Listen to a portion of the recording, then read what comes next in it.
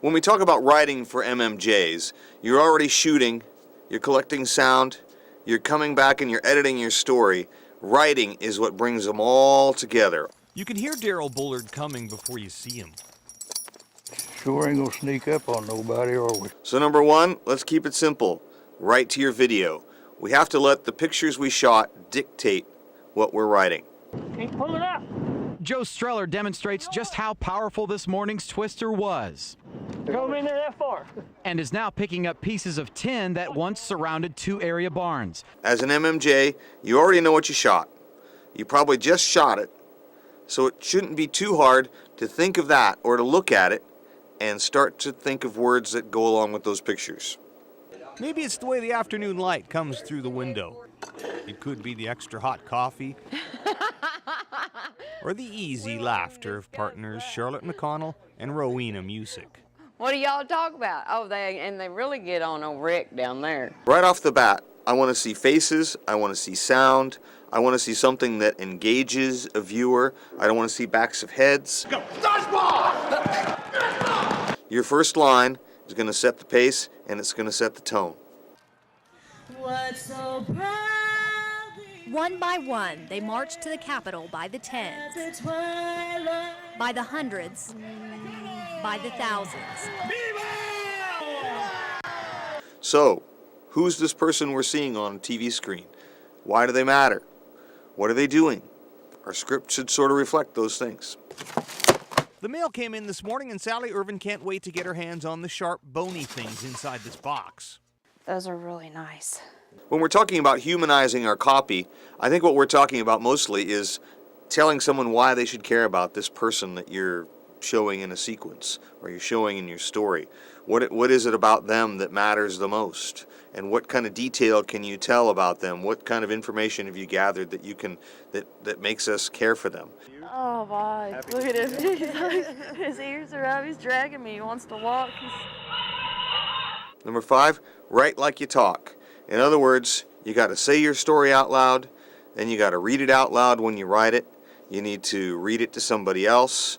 You need to say it constantly to yourself so that you get used to the sound of your voice. It's pretty much salt and lime. Just down the street at the Brain Freeze snow cone stand, Alexandria Baker still makes salty frogs for the thirsty. Oh yeah. This is kind of a delivery thing, but I think a habit a lot of people get into is letting every sentence trail off so that you finish down below. That seems to be the way a lot of broadcasters talk in the beginning, and it doesn't sound very natural. I like to use punchy verbs, like you're just seeing something. Wow, look at that. This is amazing. They were meant to roam free. So when you put a bison in a tight space, Ranger Ralph Bryant says they don't like it. They're older bulls and pretty agitated right now. Common rule with writing to sound bites is reporters paraphrase information, story subjects, interviews, give emotion. Friends don't let friends vote Democrat. I also kind of like juicy details. I like to know something about somebody that sort of reveals their human condition or sort of brings you in closer. I've been doing this about 40 years. Long time. When I cut a voiceover, I like to leave spaces between sentences, sometimes in the middle of a sentence, between a phrase or two. But every year now, for much of the past 40, managers and volunteer cowboys round up as many of the bison as they can. There he is, he'll weigh about 1,420 pounds. Then sell the ones they don't want. All right, here we go. The sound sometimes fits just perfectly into that space you've left. In the old Army post days, players who scored a run had to ring a bell and ask the scorer to tally their run. On this very hot day, the enlisted men rang the bell 8 times. It's a chase for the ball. To the Fort Sill Indians 1. Generic shots, wallpaper, we've all seen it. It's when your script does not match the pictures on the screen. You have a meaningless pan across something. Your solution is one of two things. You either leave the shot out or you change your script to match the picture.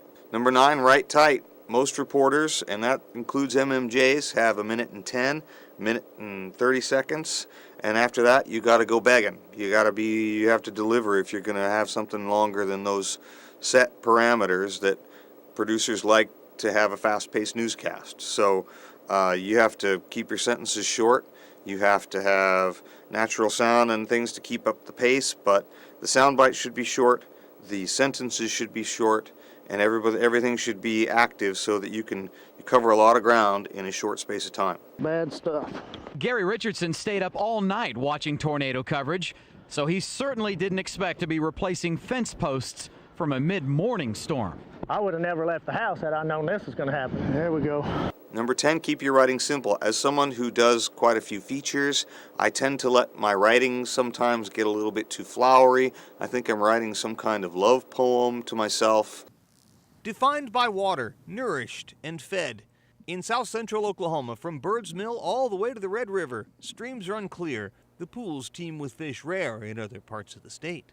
On a regular daily news story, your time is short, so you have to be merciless about what you cut. And what you cut is your script and sound bites. Those are the things you cut. Cut natural sound last. Usually those little pops are half a second. You're not going to save yourself a lot of time.